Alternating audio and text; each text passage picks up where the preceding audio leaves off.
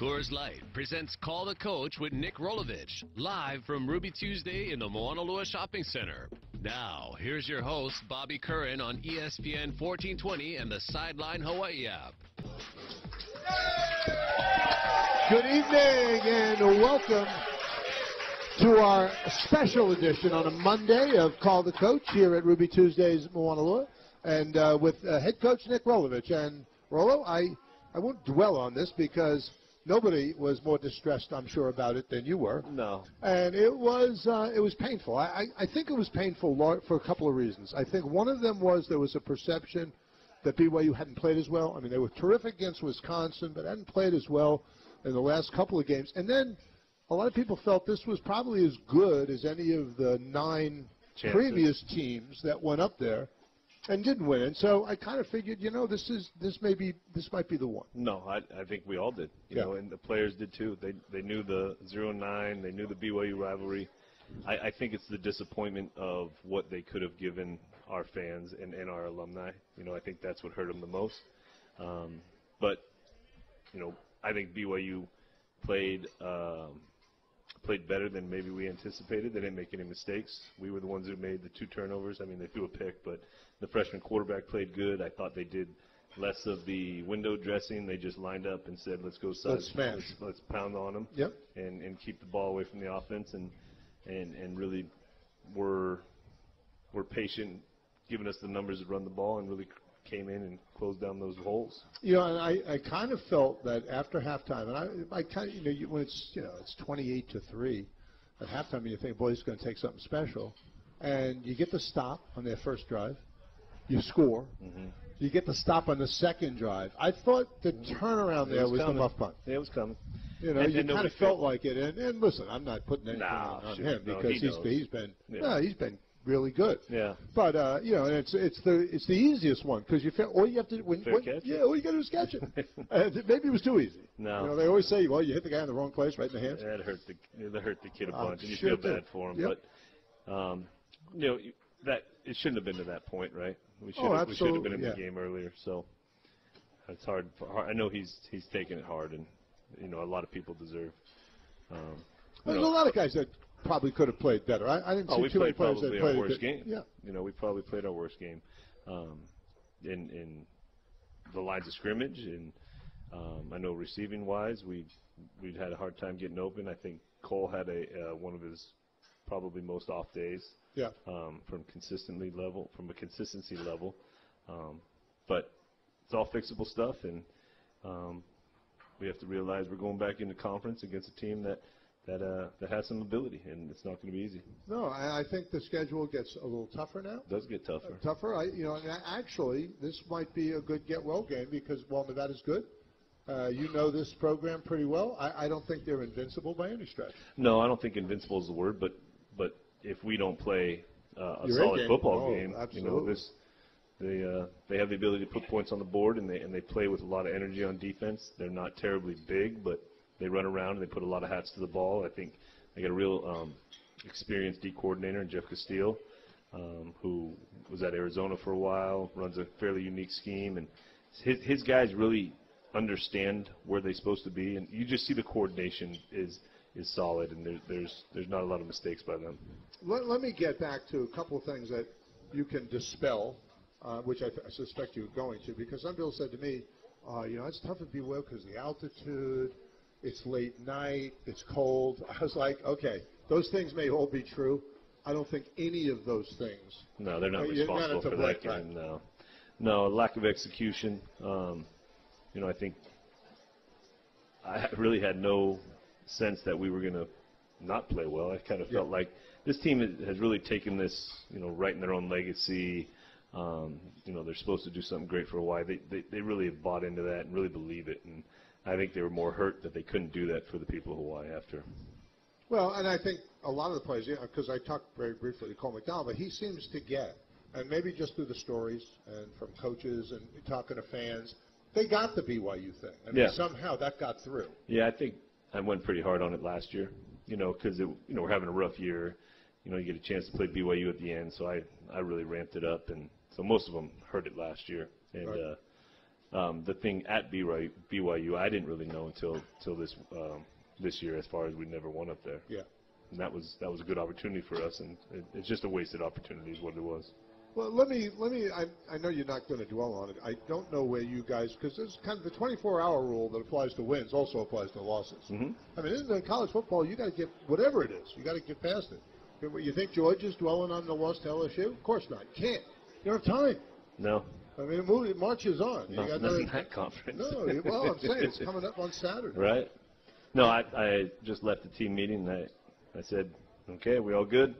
BYU's done with? And they all said, yes, coach, and ready to move on to Nevada. So, well, let me get since you left, mm-hmm. what do you see? I mean, Nevada, for example, offensively, how has it changed since the previous group? Well, Coach Alt for the first year was with Polian. It was going to be a run-first offense. I think Coach Polian wanted to mirror San Diego State's philosophy a little bit. Mm-hmm. Went on defense and run the ball and control the clock. Coach Alt really just wanted to run the ball and score points and really kind of mangle you a little bit. Must have been shocked. When you first got there, how did it be shock to your system? You were like, hey, guys, there's an easier way here. Well, he was interested in the run and shoot. He was interested why, it worked. But, I got a lot out of it, and I could tell you a story. We could do a whole 2 hours on Coach Alt's stories, and they are so entertaining. But I learned a lot from him. It was one of the hardest years coaching, but you remember a lot of it. Yeah. Oh, no doubt. You remember a like lot when you of wake it. up with a nightmare and with the sweats. Because he had how will I put this? He has a reputation. He has a reputation, but coaches would come to my office and go, "How did you make him laugh?" I could get him to smile and laugh every now and then, which is good. No, hard to do. One of the best was, nothing red in the building because of UNLV, so he had a bowl of M&Ms, and there was red M&Ms in there, and he pulled me in there and talking about goal line routes. I said, Coach, I'm not really going to talk about goal line routes while there's red M&Ms in this building. And he said, Rolo, it's okay. I consume them. You got to love it. I said, okay, let's talk routes. Oh, funny stuff. He's in terms of where they are now, though, compared to where it was then, because both those guys were run-first guys, mm-hmm. How do you describe them now? No, they're an explosive offense. They do a really nice job. I think it'll be that they've got a good amount of trick plays. They've got a good running game still. Vital, his younger brother, is the freshman who's playing for him. Kelton Moore is a big back, kind of a little bit like Peruta. But they do a little bit more formationally, and they have some style to their offense. They love to take shots. They got big wide receivers on the outside. Number 4 is a young guy named Elijah Cooks, who is out of the Central Valley of California, and they like him getting the ball to him deep. They like number 1. This Mannix kid can catch the ball and score.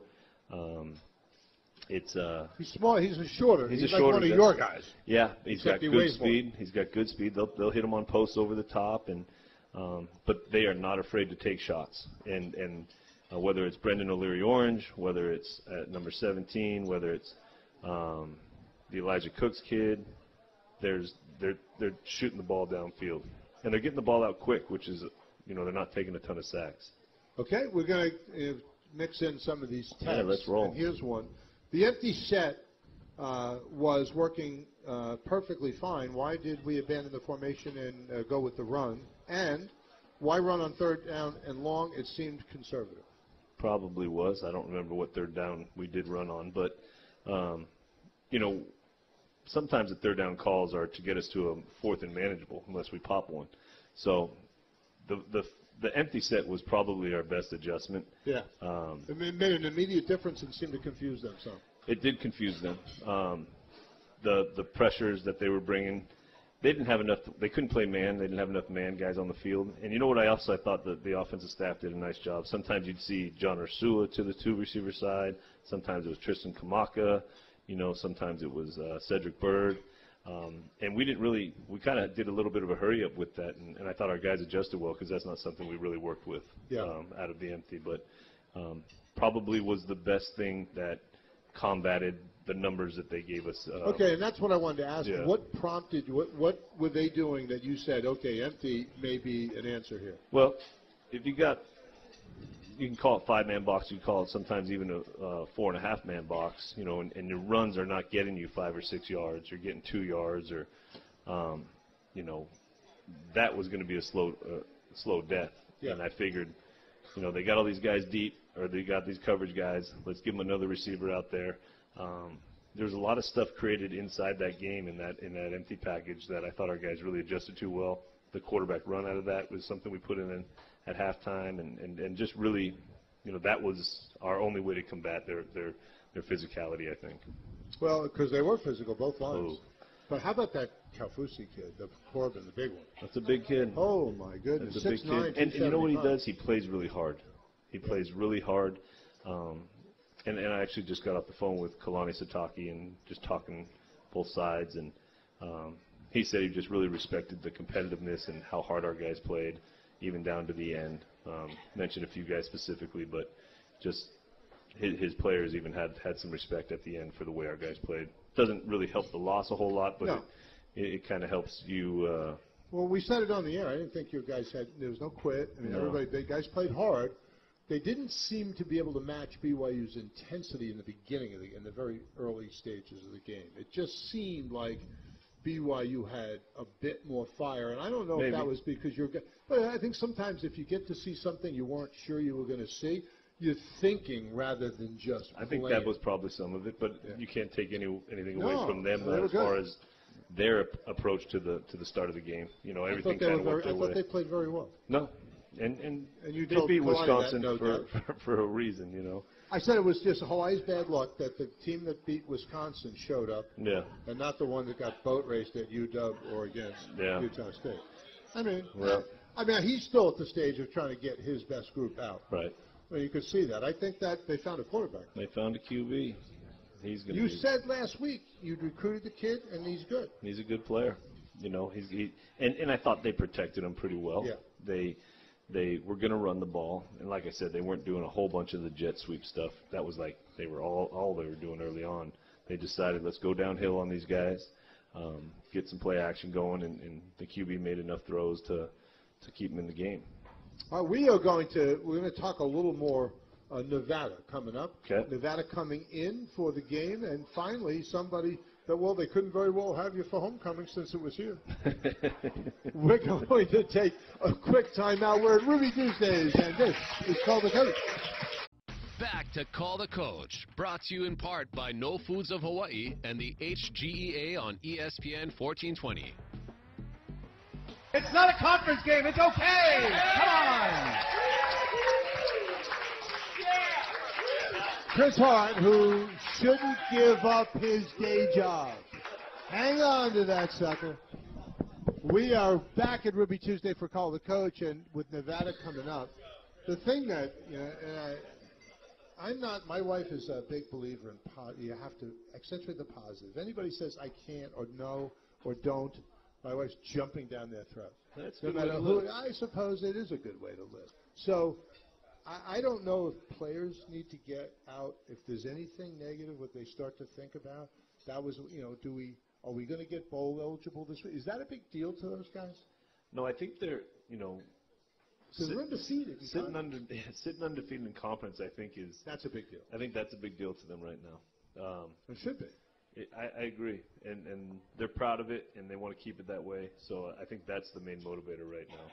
Okay, and this is going to be. I think your remaining road games are really difficult ones. Oh yeah. I mean, and I think Utah State at home. I don't care know where if you put Utah State. I think Utah State's the best team. They might be the best team. Conference. That's right. And Fresno's doing the things they do to win, but Utah State looks like they're explosive on all three sides of the ball. Yeah. And they'll be difficult, but that's for another time to worry about. No, because really, right now, there's really nothing to worry about for these guys except Nevada. That's it. By the way, are you surprised when you hear people in Hawaii say Nevada? Because they don't say that. It makes me smile. No, because they do not say that. In fact, they get very angry about that. I hear that. Yeah. I have had a guy say that. I was with a Hawaii guy that said Nevada, And a couple of people from Nevada straightened out in a hurry. Hey, and don't say UNR. You They say really UNR. hate that, yeah. I don't know. I hope we have enough letters on the jumbotron. Do people sometimes, though, say Reno? Oh, That- yeah, they is don't that like bad? that They don't either. like that No, either? they don't. You say Nevada Right. up there. You say Nevada, you say Reno, you say UNR. Any of that, you're in trouble. No, it goes back to being the flagship, University of the state, Yeah. UNLV, and that rivalry. But, I mean, this is just me visiting both places. Yeah. And, I mean, if I had to choose the school, I'm going to Nevada all day long. There's I just think that's a nice place to live. Yeah. It's got all the, I know that everybody likes the game, but it's controlled there, and the outside physical place, the physical plant is really nice. really nice. In Reno. And then that was what a lot of people would talk about up there. It's kind of the secret that people still either think about Reno as a real negative place, or they think of Reno 911. So nobody Right. comes up there and to live, but the secret's starting to get out.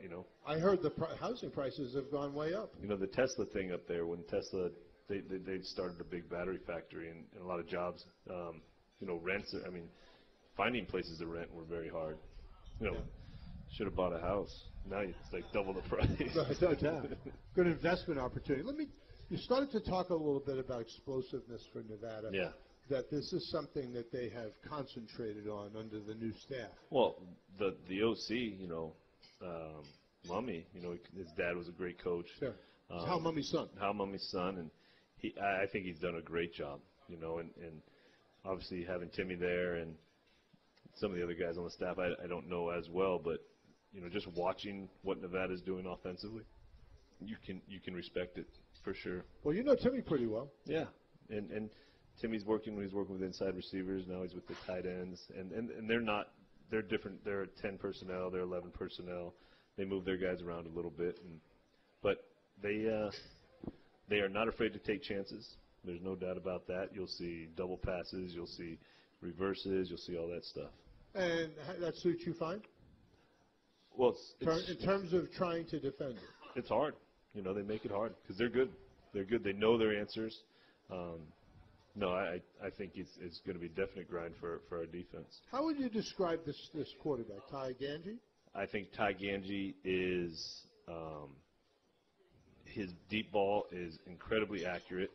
I think he runs that offense, because there's a game Christian Solano, the backup, comes in and plays, and you see they try to protect him a little bit with the schemes and not having everything on his shoulders. With Ganji is the guy that whole offense runs through right now. It just works so smooth when he's in the game, and he's a better than average runner. The ball gets out on time. You can't get home on the kid because he's getting the ball out. He knows where the ball is getting out quick. I think he's an excellent player. In terms of trying to defend them, I mean, are most of the people who are defending them trying to keep everything underneath? Are they trying to get pressure? Well, are they blitzing them? What has been, when you look at tape, what are their opponents doing, and what's been most? Well, I think they're really good. You get they'll take shots with off zone coverage too, but you get man. They're going to take their shots. They're going to run their mesh routes.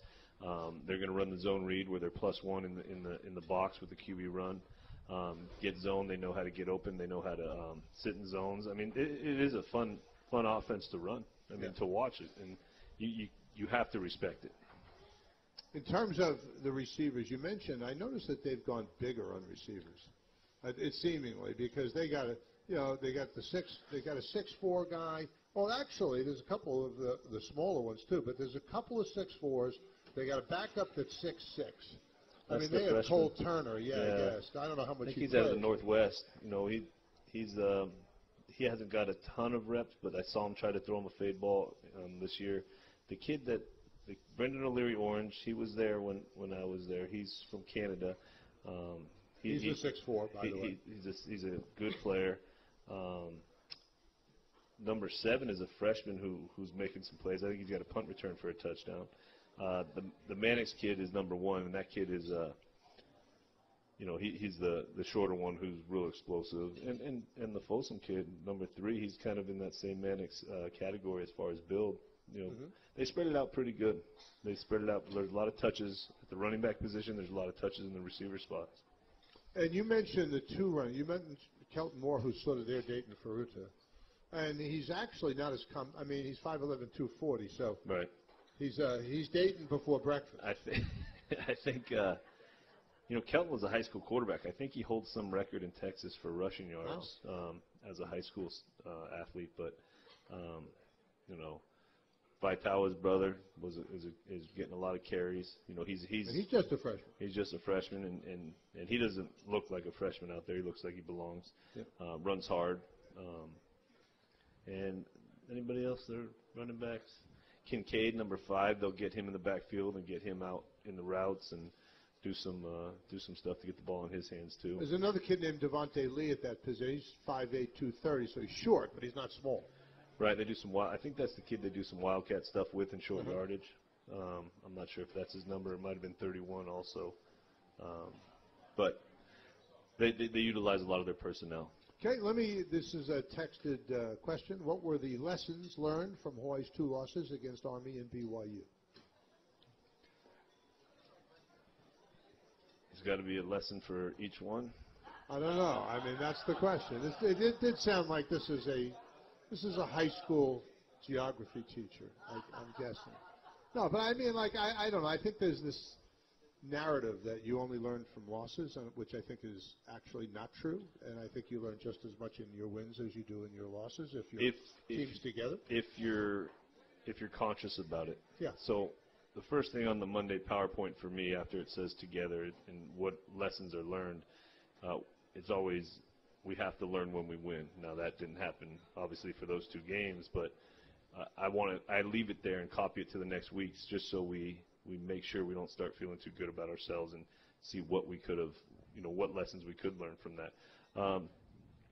BYU, I think the lessons is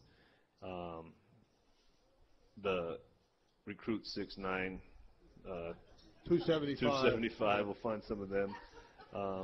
Army, I think you just and I don't think they out hustled us or out efforted us, but I think we saw a team that was you can't tell them to stop. They're not going to stop playing. They just love playing football. Army's a really good football team.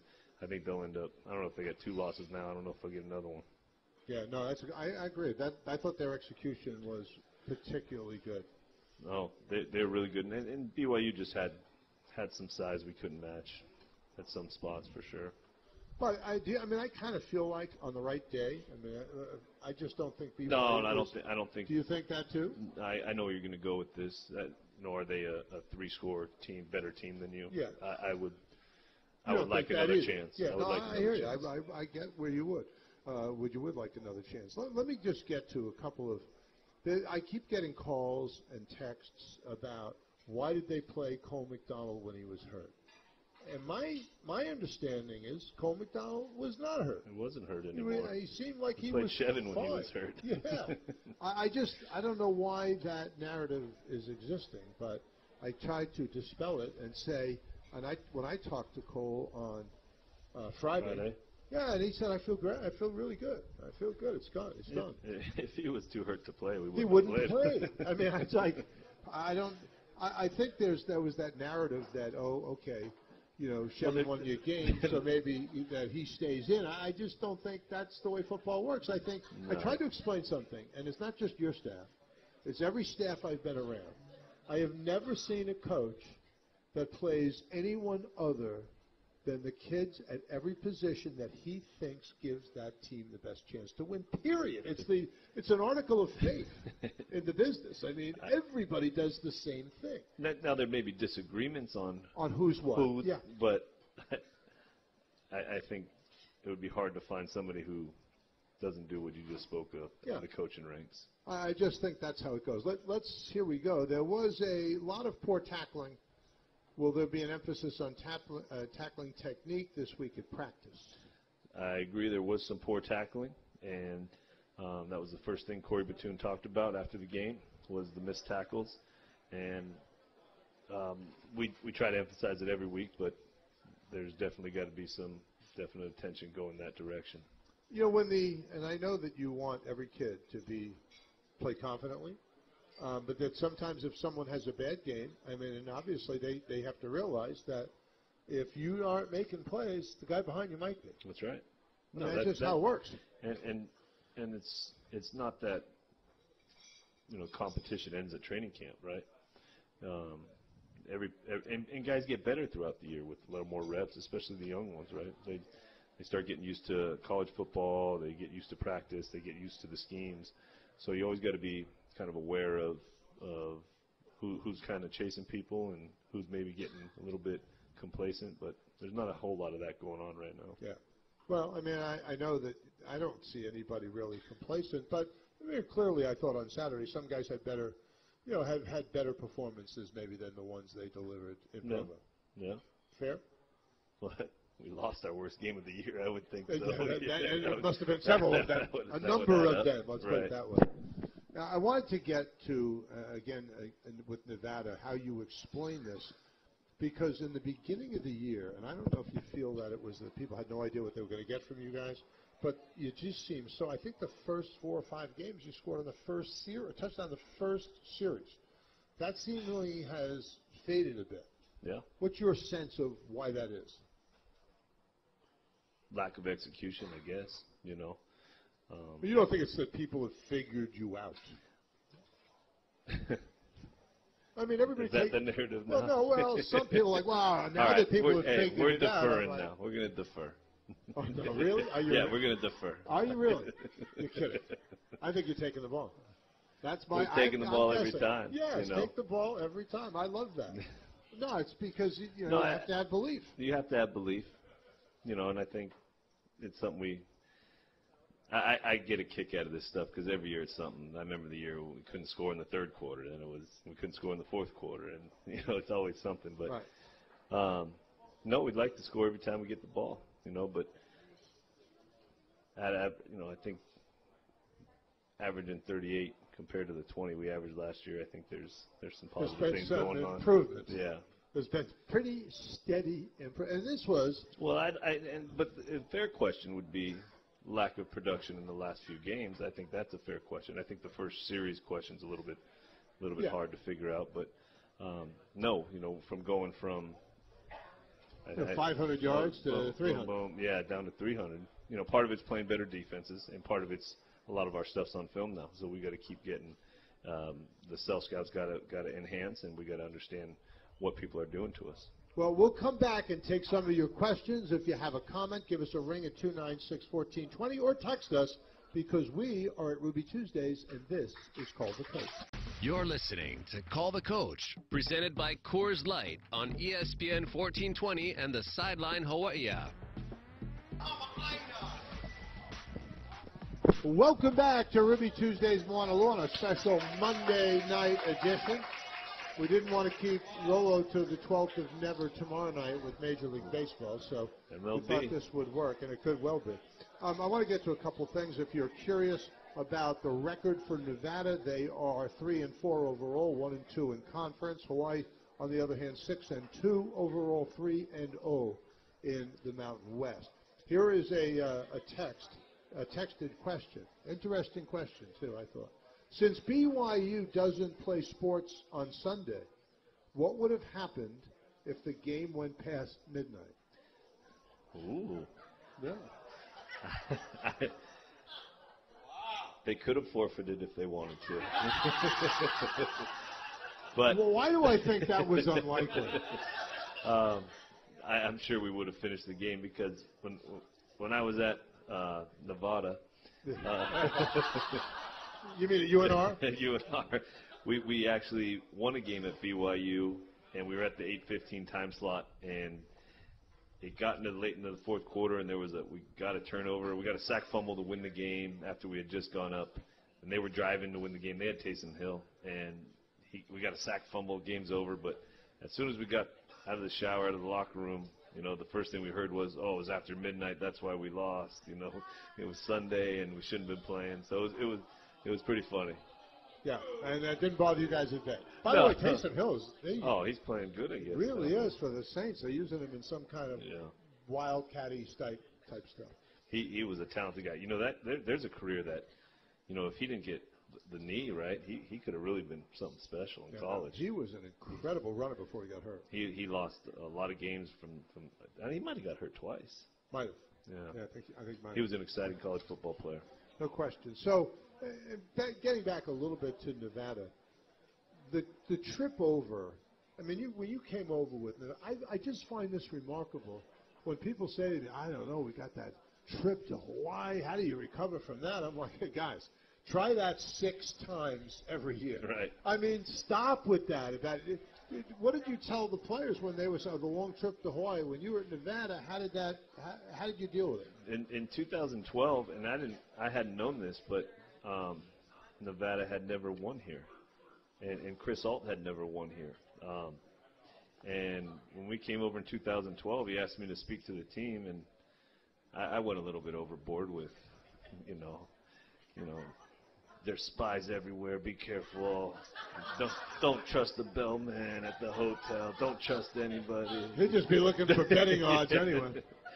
You know, and we stayed out in Turtle Bay that time, and but what I told him was, I said, you know, there's plenty of stuff in the water that could hurt you, you know, but there's no animals on land tougher than the wolf, so the wolves get there, and when the plane lands, I want everyone howling. The whole plane's howling when we land. It was pretty funny. Yeah, did you guys win that game? Yeah. And that felt good. We played pretty well that night. That was I think we scored a bunch of points that night too. Yeah, which always makes an offensive coordinator feel good. Yeah, that helps.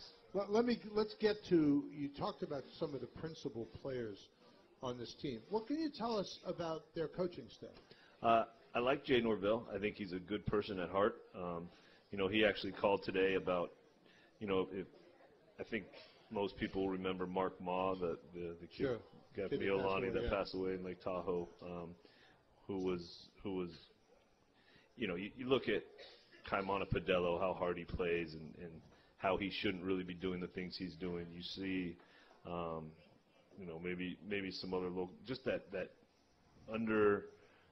valued local boy attitude. When he was at Nevada, I remember he was a scout team player, and he got a sack in a scrimmage, and gosh, the team just loved him.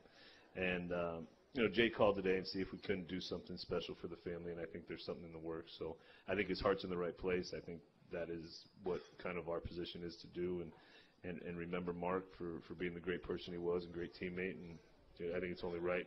He played for Nevada. He's from Hawaii, and it's always going to be a special matchup for his family. No question. Yeah. I mean, I'm glad that you guys. And there's never anybody from Hawaii that would not acquiesce to that request. I mean, it would never happen. Right. Not over here. No, absolutely not. Let me get this text came in. October 15th, the new transfer policy takes effect. I noticed during your tenure that you don't have very many transfers. Will you start recruiting transfers off the transfer list? What is your philosophy on transfers? You know, today's a big day in college football. I believe by the end of the day there were 39 names on the transfer portal already. Guys from all types of situations, whether they're young and they're trying to sit out and play, or they're graduate transfers. I mean, it's going to change things for sure. But not against transfers. I think the 2-for-2 grad transfers are really valuable. Where we have a little bit of a trouble compared to some other schools is our graduate programs are very competitive, and you know, you got to be upwards over a 3.0 to get into there. So yeah, I don't think it's the fact that we haven't gone after transfers. It's just, you know, hard to get them in. And you know, when you look at the transfer list, right, these guys are going to have to sit out a year. You know, so you got to really do your homework on these guys. Yeah, can't make a mistake. Well, you got to plan ahead, right? You got to think, okay, I got this position's pretty solid for another year, but after that, it'd be good to have some maturity and a good player. You know, kind of how I look at JC guys. I try not to get JC guys to help right away. I like to get them the red shirt and, you know, be able to help us a year after, which we haven't always been able to do. No, and when a guy like Cole Laval comes in, though, yeah. I mean, if a guy is ready to play, he's the best person at that position, he plays. Yeah. So pretty simple. You know, then there's a guy like Gene Pryor who probably could could be giving us some snaps, but we're still we're at a place with him where, hey, let's see if we can keep him under that 4-game and get a red shirt out of him. Okay, I want to also take this second to thank special mahalo to No Foods of Hawaii. They provide a lot of our on-site prizes, so say yes to no. That luau pack, that's a great cool, idea. Yeah? Oh, great idea. Absolutely. If you have something, if you're in-house and you want to make a comment or ask a question, please feel welcome to do it. And, again, you can call us, 296-1420, or you can text in, and we have gotten quite a few text questions. In terms of the execution for the offense, this really goes to the development of Cole McDonald as a player. People forget this. He just made his 7th collegiate start. He's not a guy that has a wealth of game experience. So he's still very much in learning, improving mode, trying to get better like most players do every week. Where would you describe him being at in his football development right now? Well, he took, I don't know, more than a few days off of practice, and I think and Stutz noticed it too. He brought it up. There was some uncomfortableness in the pocket as far as getting through reads. That was not as prevalent in the first half of the season. So he probably goes into as a rep guy. He needs to take those reps. I think John Ursua's a rep guy too. He when he goes out and he does it and sees it. He's very good. Mental reps don't work as well for some people. Some people learn different. Some people learn on the video. Some people learn on the board. Some people got to go do it. And even if you learn it on the board, you still got to go out and do it. But I don't know if I want to call it rust, but there were some things that weren't the same in his progression and his footwork. Right, and that you expect is just going to be doing it. I mean, there's no other answer. He's got to get back to get a full week of practice in. Okay, that'd be good. Some people, this was a question asked this morning. Was there any thought to, once the game appeared to be out of reach, did you think of resting him? And my feeling was, well, I don't know that that's the way it works with a guy especially someone who gets better with reps.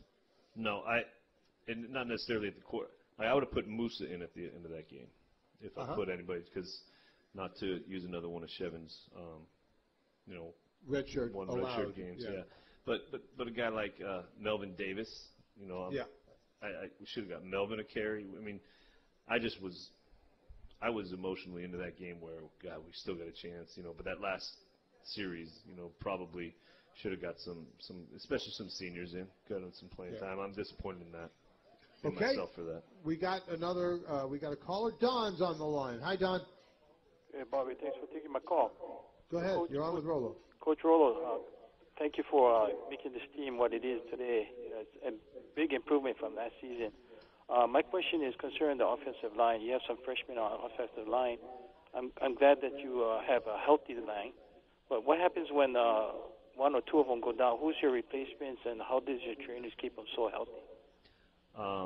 It probably depends on the position. You're looking at tackles. You're looking at Micah Vanterpool. You're looking at Alex Dalpe is a guy that can play multiple positions. Gene Pryor, who I mentioned, as far as at the guard position, I think Alisana Sunia has had a lot of improvement.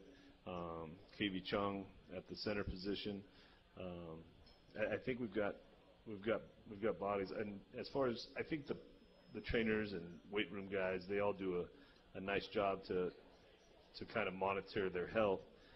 But I think our players are taking it upon themselves and understanding that treating their body right during football season is important, and I think that's led a lot to their health right now. Right. Congratulations, and look forward for the game. Thanks, Don. Hello. Obviously it was different the first time because you played here, coached here, you go to Nevada. I have to think, especially when you knew a lot of the players here, a little awkward, or I don't know.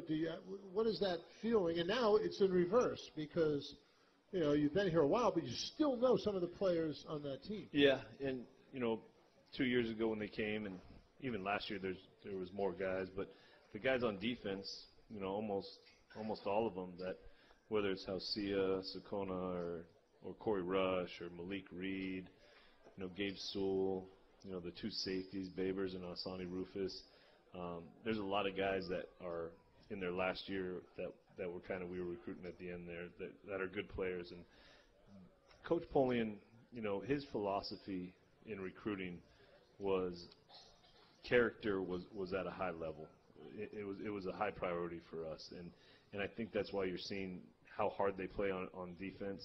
A lot of those guys like Asani and Damian and Malik Reed, they just don't stop. They don't quit on plays, and they've really had a nice job as far as bringing the young guys who are playing at the corner position or even some new guys up front. They have a standard, and I think you'll see that on the field the way they play. In terms of some of the guys, I mean, you mentioned is Damian Baber, for example. Yeah. Guys, Sonny Rufus also. Yeah. I mean, these are guys you recruit. Sonny Rufus was an option quarterback in high school. Wow. Really good one too, out of Bakersfield. And you knew right when you recruited him where you were moving him. Well, it's kind of like the slot position for us, right? If you see a great high school quarterback that like John Ursua, like Devon Best, right, who played some quarterback in high school. Those guys are sometimes the best athlete on the field, and sometimes high school coaches say just play quarterback and you do with the ball what you wish. But no, that was something every year we like, okay, does anybody have an athletic quarterback that's maybe running the option or doing something differently? And Coach Lester Erb found a Sonny in Bakersfield. Well, he's obviously become a very good player. Yeah, he had an injury last year that cut his season short, but Damian Baber is a real physical tackler. The Sewell brothers are, you see them running around 7 and 6. One has hair, one doesn't, but good families too. We're going to take a quick timeout. We'll come back, and don't forget the Pay It Forward deal is coming up soon. We're at Ruby Tuesdays. This is Call the Coach. Back to Call the Coach, brought to you in part by No Foods of Hawaii and the HGEA on ESPN 1420. Welcome back. We got a couple callers, and I'm down to it. And somebody just removed. I think it's right there. There we go. Let's start with Nate. Hey, Nate, how are you? Nate, are you with us? Okay, I don't think we have Nate. Let's move to John. Do we have John? Hello? Hello? Is this John? Hey, how's it? Hey, sorry. Hi, John. Good, we got you. Hard luck on this past game. I know I'm going to contradict myself here, but, I think we're heading in the right direction. No, I know we're heading in the right direction as far as the next couple of years go, but I think this game is a must-win in a few ways as far as this season goes, and I hope you guys go out and get it. Good job on not playing Cordero. I mean, we got to preserve that red shirt if we can. We might need him 3 games, and he might have to lose it, in the next couple games. So I'm glad that you saved it just in case. Some people don't realize the game that is now with this 4-game red shirt thing. But go out and get that game, Coach. We're cheering you on. To all the guys all the fans out there, come out and support. The team needs it. I mean, they do one hell of a job. We got 40 new players on the team. Anybody who expected more than 6-1 or 6-2, whatever we are right now, you guys are dreaming. These guys are exceeded my expectations, and my expectations is always more realistic than most. And I think they're doing a hell of a job representing Hawaii. Go for it, Coach. God bless. I appreciate that. I think that's something that would be seconded by almost everybody here. I think, and this is hard to do. You go back and you say, is it, what were the expectations? I know what Las Vegas's were. 3.5 wins was the under-over. So they didn't expect you guys to be 6-2, guaranteed. And I am not upset one bit that people are upset with the way we played or coached at BYU, just because of how important it is to the history of this program. And I think if that didn't upset people, then they wouldn't be caring. We got bigger problems. So we all felt bad about it. Just wanted to put on a better show, and we got to flush it and get on to Nevada. Beautiful thing in college football. You get a chance the next Saturday. That's right. So we want to wish you well with that. Okay, it's time. I've got to get you, or I'll pull this. Would you like me to pull? Yeah, sure. Do you want to read? Sure. Okay. Unless there's a lot of syllables. All right, here you go. Read it out. Mark Fukuda. There he is. Double winner. Come on up, Mark. Get your dough. And we've had some fabulous ways in which people have chosen to pay it forward. And we'll always wait the story. And good stuff, Mark. Congratulations. Thanks for coming. Oh, thank you. Going to the program. All right. Another one going right back to the program. All Thank right. you, Mark Fukuda. Well, guys, this was the fastest hour on record. Thank you all for coming and adjusting to the Monday time. I think it'll probably be the last time we'll have to be doing that, I would think. But thank you all for coming. And, Rolo, best of luck on Thanks, Saturday. Bobby. It'll be a good one. That's going to do it for all of us at ESPN 1420. I'm Bobby Curran. Aloha. You've been listening to Call the Coach with Nick Rolovich, live from Ruby Tuesday in Honolulu, presented by Coors Light. Also, mahalo to No Foods of Hawaii. Say yes to no, the HGEA. We are HGEA Strong. City Mill, big on health, big on savings. Proud to be local. Hawaiian Financial Federal Credit Union. Xanthicin, the safe anti-inflammatory for health and longevity, available at GNC. POP Fishing and Marine. Gear, glory, we got it on Pier 38. This has been another exclusive University of Hawaii sports presentation on ESPN 1420 and the